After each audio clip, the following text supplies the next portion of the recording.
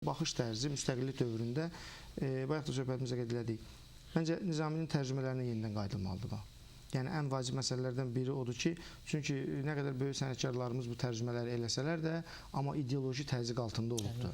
Və Nizamini tamamilə fərqli bir şəxs kimi qələmə vermişik. Nizami yaşadığı dövrdə nəinki elinin, obasının, kəndinin, nə bilim ətrafının və hamımız da bilir ki, o xanların, sultanların məsləhətçisi rolunu oynayırdı və onlara ədalət carçısı kimi yol göstərirdi. Şeyx deyə hamısı müraciət edirdi. Əgər bir şəxsə hər hansı bir sultan bir kənd bağışlayırsa, yəni bugünkü dövrümüzlə müqayisə edilsək, deməli Nizaminin o dövrdəki gücü, yəni daşıdığı yük çox ağır idi. Sadəcə bizə fərqli təqdim olundu və biz daha çox Sovet ideologiyasının içində belə idi. Bugün də yəni öyrəndiklərimiz onun içindədir. Amma yeni baxış tərzi ilə onun həyat tərzi, məsələn, bugün Türk ədəbiyyatından Azərbaycanda kitab belə deyək, dükanlarında yaradılan əxlaq mövzu hekayələr, ibrətamiz hekayələr və yaxud da nə bilim digər filmlər olur. Amma Nizaminin o yaratdıqları Sirlər Xəzinəsinin özündəki, dedi, bayaq da qeyd elədik. Biz həyatımız üçün, məsələn, mənim üçün Sultan Səncər və Qarıdakı Qarının sultana qarşı üsyanı və haqqlı üsyanı bir həyat prizmamı dəyişə biləcək bir faktdır. Ki, bir qarı qorxmayaraq öz haqqını tələb eləyirsə, mən də müəyyən məqamda haqqımı tələb eləyə biləcəm. Və bəzi, məsələn, dünən bu mövzuna bağlı bir dostumuzla müzakirə edirik. Deyir ki, Nizamidə bəzən çox ümumiyyətlilik öyrədilib, şükür elə, Allah min şükür, bugün oldu, daha bəs eləyər. Bu tip fikirlər daha çoxdur. Amma insanı səbrə çağırmaq, insanı buramızın özündə də mübariz olmağa səsləyir. Yəni, haqqını, zülmkarın heç vaxt Nizamidə həmin şərq fəlsəfəsini bilirdi. Bugün də Nizamini biz şərq fəlsəfəsini bilməyən adam üçün, bəli, müəllim demişkən, oxuyacaq, Nizami böyük şair deyəcək və onun da altında gizlənəcək. Amma kiçik bir hekayəsini bəyənməyə bilər, onun ideyasını, ondan fərqli forma Nizaminin tutaq ki, İskəndərnamədə alimə bir təbii vurmasını belə fərqli yanaşa bilərik. Mövzu ilə bağlı çox istərdim ki, bizim gənclərimiz öz fikirlərini bildirsinlər. Bax, hörmətli gənclərimiz, siz pedaqoji ixtisas alırsınız və gələcəyin müəllim olacaqsınız. Gələcəyin müəllim həm də təhsilşünas deməkdir, elə deyilmi? Təhsil filologiya, psixoloq, yəni filologiya, bunun bir çox elmlərin qovşağında olan bir məsələdir. Tək ədəbiyyat müəllimi deyil. Nizami Gəncəvi pedaqoq kimi həm də böyük müəllim idi Nizami Gəncəvi, alim idi. Təhsil, təlim və tərbiyənin məsələlərlə bağlı, məsələn, şəxsiyyətin formalaşmasında irsiyyətin rolu böyükdür, amma həllici deyildir, deyirdi. Amma mən bilirəm ki, siz pedaqoji ədəbiyyatla bağlı, məsəl üçün, rus müəlliflərindən, rus pedaqoqlar, Makarenkonun, Uşinskinin, Vugotskinin və digərlərinin əsərlərini, digərlərinin o yanaşmalarını öyrənirsiniz. Bax, siz universitetdə Nizaminin insanın təhsilin almasında, şəxsiyyət olmasında bir yanaşmalarla, belə deyək, sizə məlumdur bu məsələlər? Xanım qız, buyurun. Siz danışmaq istəyirsiniz. Bəli. Başqa məsələyə toxunmaq istəyirəm. Elə başqa məsələdən bu məsələyə gələcək. Bayaq siz söylədiniz ki, məsələn, orada kinolar çəkilsə onlara bağlı, bu, yəni, gəncləri daha da çox, çünki gənclər, məsələn, əsəri oxumağa daha çox meyilli deyirlər, amma kinoya baxmağa meyillidirlər. Məsələn, mən özüm də əsəri oxumağa o qədər də həvəsli deyiləm, amma kinoya baxıram. Amma burada problem orasındadır ki, məsələn, kinonu çəkəndə orada, məsələn, şairin əsərində olduğu kimi vermirlər onu. Məsələn, adicə mən türklərdən Möhtəşəm Yüzyıl kinosuna, serialına baxanda orada Sultan Süleyman Qanuni eş işrətlə bağlı bir insan, hökümdar kimi yəni təsvir edirdilər, amma məsələn, mən sonradan isə Türkiyənin lideri danışmasına aydın oldu ki, onlar burada tamamilə yəni hökümdarı tarixdə olduğu kimi təsvir eləməyiblər. Bununla bağlı hətta cəzalandırmışdılar da. Yəni, bu məsələyə. Nizamini siz öyrənirsinizmi? Ümumiyyətlə, Nizamini mütaliə eləyirsinizmi? Mütaliə eləməyinə eləyirəm, bəli, əlbəttə ki. Məsələn, hansı əsərlərini oxumusunuz və oradan hansı dürləri çıxartmışsınız? İskəndərnamə oxumuşam. Yəni, əsərlərin çoxunu oxumuşam, sadəcə Məncə, bu sevgi ilə bağlı Nizaminin bu gənclərə çox örnəyi var. Burada icazə verin. Əlbəttə, buyurun. Mən sizin danışmanızı istəyirəm, buyurun. Çox maraqlı müzakirə gedir. Bayaqları bizim yoldaşlarımıza qeyd elədilər. Yəni, yeni yanaşma ilə bağlı. Həqiqətən, yəni, dövr dəyişdikcə istər-istəməz o tədqiqatlarda məzmun istiqamətləri dəyişir, yanaşmalar yeniləşir. Bu doğrudur. Amma yenə mən o fikrimə qayıdıram ki, hansı dövrdə olmasından asılı olmayaraq, yəni Nizamiyə münasibət həmişə bir mənalı olub. O mənada bir mənalı ki, yəni onun böyük mütəfəkkir olunması heç vaxt inkar olunmayıb. Yəni ideoloji baskılar ayrı-ayrı dövrlərdə, əsrlərdə və s. olsa da, o yenə də öz böyüklüyünü qoruyub saxlayıb. Yəni siz özünüz də yaxşı bilirsiniz ki, üzr istəyirəm, elə şəxsiyyətlər olub ki, sənətkarlar olub ki, hansısa dövrdə, hansısa bir deyək ki, hakimiyyətin dövründə, siyasi rejim dövründə böyük bir sənətkar kimi, deyək ki, şəxsiyyət kimi tanınıb, amma başqa bir dövrdə o tarixdən silinib.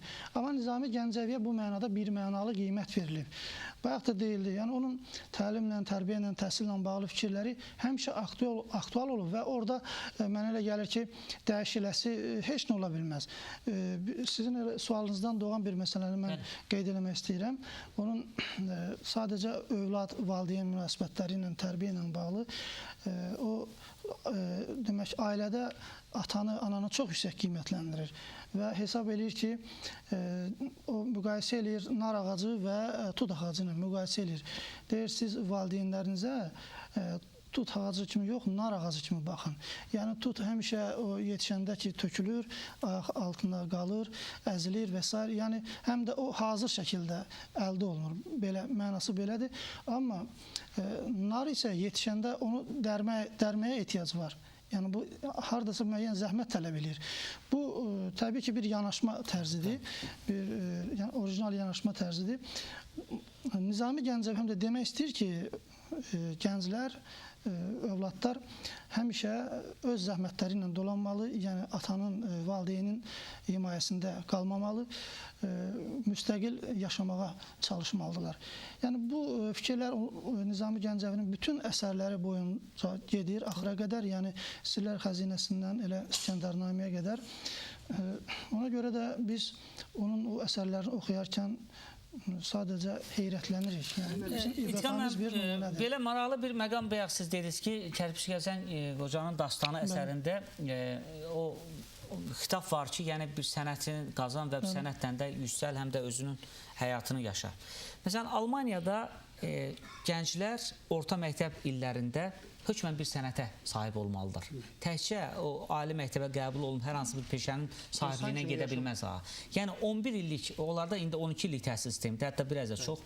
Və bu təhsil müddətində o Alman gənci ən azı bir ya xarrat, dülgər, elektrik, müxtəlif, yəni müasir sənət sahələrindən birindən yiyələnməlidir ki, bu ən azı müstəqil həyata atılanda bir sənət qazansın. Mən elə gəlir ki, Nizami Gəncəvi təkcə bunu elə hər bir insanın bir peşəyə sahib olmasından bağlı deməyib. Həm də gənci, o paradigma bayaq dedi. Paradigma həm də oradan gələn bir paradigmadır ki, gənc insan özünü həyatda o duruş gətirməsi üçün bir mükəmməl sənətə gələnməlidir. Bununla bağlı bir elə fikrinizə də əlavədə olsun. Biz əgər nizamını öyrənsək, bütün ümumiyyətlə ideologiya baxımından, biz müəyyən istər siyasi proseslərdə də idarə olunan yox, idarə edən olaraq. Məsələn, xırda bir detalı salım, Xocalı faciəsi ilə bağlı proses var və Xocalı faciəsində bilirsiniz də bizim sonraki torpaqlarımızın getməsində Xocalının işğalı böyük rol oynadı. Çünki bütün insanların gözü qorxdu, əskərinin də, xalqın da, millətin də və o vəhşəti görən hər bir insan geri çəkildi. Məsələn, bunu məncə mənim düşmənim bu nizamını yaxşı bilir və onun dediyi hər hansı bir ideologiyanın üzərində və yaxud da verdiyi bir tövsiyənin üzərində mənfi yolda öz mahiyyətinə, xeyrinə istifadə edir. İskəndərnamə poemasında belə bir hadisə var. İskəndərin səhv eləmirəmsə Misirə hücumu zamanı İskəndərin qoşunu gedir və geri qayıdır, həmişə məğlub olur. Soruşur səbəb nədir? Bütün əsgərlər deyirlər ki, bəs onların ölkəsinin başçısı əsgərlərin deməli qanını içir. Və bütün heç bir döyüşçü də qorxur da, yəni tutan kimi öldürülən, əsir düşəndə qanını içir və qoşun da geri qayıdır. Və İskəndərin yanında olan məsləhətçisi ki, biz Aristotel kimi tanıyırıq, səhv eləmirəmsə, bəli. Bu deməli şəxs buna məsləhət verir ki, gəl biz başqa bir taktikadan istifadə edək və orada belə bir hadisə baş verir. Deyir ki, biz elə bir şaya yaymalıyıq ki, bizim də ölkənin padişahı, o ölkənin əsgərini tutanda onun müxtəlif, daha əzazir bir işgəncə verir. Düzdür, orada Nizami çox humanist yanaşıb və sözsüz ki, öz ideologiyasını da ortalığa qoyub, İskəndəri qanisən kimi vermir. Və güya düşmən qoşununa göstərir ki, bu düşmənin tutduğu belə deyək, əsgərlərinin başından yemək pişirtdirir, amma fərqli bir heyvan başını kəstirib istifadə edir. Və bununla da İskəndərin artıq Misirdə qələbəsi və hücumu, yəni döyüşü deyək, müharibəni əldə etməsinə gətirib çıxarır. Maraqlı bir yanaşma var. Mən təhsillə bağlı demək istəyirəm. Bir dahi Aristotel insanların yaş dövrlərini 3 bölgəyə ayırmışdı. 7 yaşadək olan dövr, 7-14 yaş və 14-21 yaş. Aristotel bu dövrləri müvafiq olaraq bitki dövrü, heyvan dövrü, kamillik dövrü. Amma Nizami Gəncəvi 7-14'ü başqa cür. Buyurun. Əvvəlcə onu deyim ki, bu Nizamiyə görə təhsilin və elmin məqsədi nədir? Buyurun, əsas odur. Əsas o deyil mi? Nizamiyə görə təhsilin və elmin məqsədi karyera deyil. Məsələn, bugünkü ən böyük yanlışı odur ki, mən oxuyacağam, filan vəzifəyə gələcəm, filan yaşda, filan yerdə olacağım. Nizami deyir ki, təhsilin və elmin məqsədi həqiqəti öyrənməkdir. Paradigma fərqlidir, fərqli deyil. Tamam, fərqlidir. Nizami oğlu, bir dənə yeganə oğlu var, Muhammed. Bunu həm də Kant da deyir, Immanuel Kant da deyir. Çox maraqlı bir şeydir. Fikir verirsiniz? Nizami deyir bunu. Nizami deyir ki, təhsil və elm karyera üçün deyil. Təhsilin məqsədi, elmin məqsədi həqiqəti insana başa salmaqdır. Ondan 300 il sonra İbn Xaldun da deyir. Bəli. Buna fikir verirsiniz? Amma Nizami deyib bunu. Ona görə sonra bax deyirsiniz belə, oğlu Məhəmmədə 3 dənə vəsiyyət yazıb. Baxın neçə yaş seçib? İlk vəsiyyət 7 yaşdır. Niyə görə 7 yaş seçib? Çünki 7 yaş insan ömrünün bir mərhələsinin başa çatıb yeni bir mərhələyə giriş qapısıdır.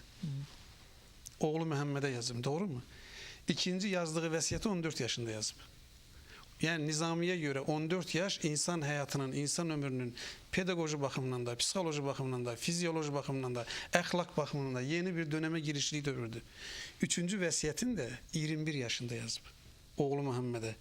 İndi mən deyirəm, bax, Nizami oğluna vəsiyyət edərkən nə vəsiyyət edir oğluna? Yəni nəyi öyüd eləyir? Nəyi öyüd eləyir? Bizim gənclər bunu bilməlidir. Qur'an-ı Kərimdə bir Loğman surəsi var. O Loğman oğluna öyüd verir. Loğman oğlunun təfsirçilərinin dediyinə görə yaşı 10-12 arasındadır. Bax, biz uşaqlara deyir ya, filan şeyləri, məsələn, bu dini bilgiləri, Quran bilgilərini sonra öyrənərsən, yaşın artıq öyrənərsən. Loğmanın öz oğluna verdiyi ilk öyüd budur. Ya bu ney? Bu ney ərəbcə, yəni yavrum, gözümün işığı, ömrümün parçası. Allaha şərik qoşma. Adam 12 yaşlı uşağına dediği birinci demir müəllim ol, həkim ol, mühəndis ol, varlı ol, imkanların olsun, atanın sözünə qulaq as, ananın sözünə qulaq as. İlk sözü budur. Oğlum Allaha şərik qoşma. Çünki ən böyük zülm Allaha şərik qoşmaqdır. Nizami də Məhəmmədə eyni şey deyir. Sonra nə deyir Nizami? Nizami deyir ki, bütün dövrlərin ən böyük problemi nədir? Maaşımız azdır mı? Problem bu mu? Yollarımızda tıxaç var, problem bu mu? Nə bilim, bazarlarımızda bahaçılıqdır, problem bu mu? Nizami deyir ki, bütün dövrlərin problemi insan problemidir. Yəni bugün ən ciddi problem keyfiyyətli insan yoxdur. Keyfiyyətli insan olması lazım. Keyfiyyətli insanı yetişdirməyin də yolu nədir? 2 dənə yolu var, təhsil və elm. Nizami bunu necə inşa edir? Əgər vaxtımız varsa deyim. Bax, birinci Nizami deyir ki, keyfiyyətli insanı inşa etmək üçün onun təsəvvürünü düzəltmək lazımdır. Təsəvvür nə ilə düzəldir Nizami? Təsəvvürü kavramlarla, terminlərlə. Məsələn, bir şey deyim. Nizamiyə görə dünya anlayışı nədir? Dünya nədir? Biz nəyə yaxşı deyirik, nəyə pis deyirik? Baxın, deyir ki, insanın vəzifəsi yer üzündə rəhmət evi qurmaqdır. Bax, Nizaminin insanlığa verdiyi ən böyük ideyanın biri budur. Deyir, insanın vəzifəsi yer üzündə rəhmət evi qurmaqdır. Rəhmət evi, yəni sevgi evi. Can deyib can eşitdiyimiz ev. Xoşgörü evi. Çünki Nizamiyə görə hər şey uşağın və insanın təsəvvüründən başlayır. Bax, Nizami belə deyir. Deyir, insan bir bədəndir, əl icraçıdır, ayaq da icraçıdır. Təsəvvür hansı komandanı verirsə onu edəcəksin. 2. Nizami deyir ki, insanın şəxsiyyətini formalaşdırmaq lazımdır. Şəxsiyyəti formalaşdırmaq yolu deyir, örnək verməkdir. İnsanın şəxsiyyət, məsələn, əxlaq dərsi yox, əxlaqı vermək üçün örnək lazım. Nümunə olmaq lazım. Nümunə lazım. Onun üçün məsələn Adəm obrazı verir. Bir dənə Adəm peyğəmbərin obrazını verir. Məsələn bu xristianlar deyirlər, məsələn Adəm qovulub, cəzalandırılıb. Nizami deyir ki, Adəm qovulmayıb. Allah Adəmi yer üzünə təyin eləyib. İnsana nə dəyər verib tərbiyədə? Deyir ki, insan Allahın şah əsəridir. Nizami deyir ki, Quran insan üçündür, insan Quran üçün deyil. Peyğəmbər də insan üçündür, günəş də insan üçündür, su da insan üçündür, hər şey insan üçündür. Yəni varlığın əsası bu insan. Və hər şey insana xidmət edir. Günəş insana necə xidmət edir? Allah günəşə elə qanun qoyub ki, o qanunlara görə günəş insana xidmət edir. Allah suya elə qanun qoyub ki, o qanunlara görə su insanın gözəlliyinə xidmət edir. Və insana deyir ki, Nizami, sən təsəvvürünü düzəldəcəksən, düşüncəni düzəldəcəksən, model şəxsiyyət olacaqsan, örnək olacaqsan və son hədəfin də budur.